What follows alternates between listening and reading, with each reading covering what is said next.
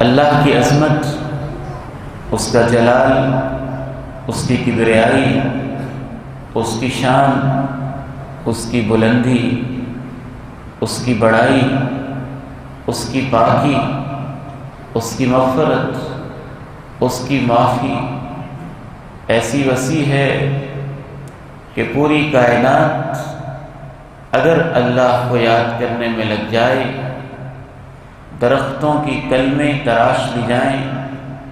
سمندر کی پانیوں کو سیاہیوں میں ڈھال دیا جائے، جن و انس ہمہ وقت لکھتے رہیں، اللہ کی تعریف کا حق پھر بھی ادا نہیں ہو سکتا۔ یہ اس کی مہربانی ہے کہ اس نے ہمیں بتا دیا کہ یہ کلمات ہیں، یہ تم کہو، اس سے میری عظمت، میری ثناخوانی، میری تسبیح و تقدیس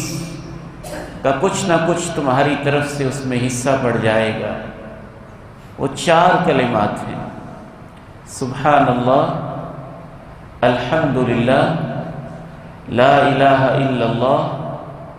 اللہ اکبر۔ حضرت آدم سے لے کے اللہ کے آخری پیغمبر رسول کریم علیہ السلام تک، اور رسول رحمت سے لے کر قیامت کے آخری انسان تک، اور چھوٹی سی چھوٹی چیونٹی سے لے کر فرشتوں کو اٹھانے والے، سورج چاند سے بڑے عرش کو اٹھانے والے فرشتوں تک، جتنے بھی کلمات انسانی تاریخ میں کہے گئے ہیں، انبیاء نے کہے، رسول نے کہے، اولیاء نے کہے، شہداء و صالحین نے کہے،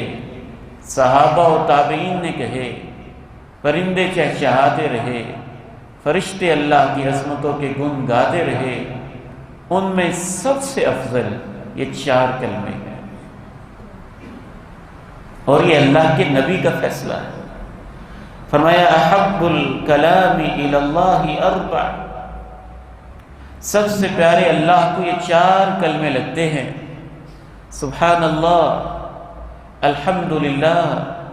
لا الہ الا اللہ، اللہ اکبر،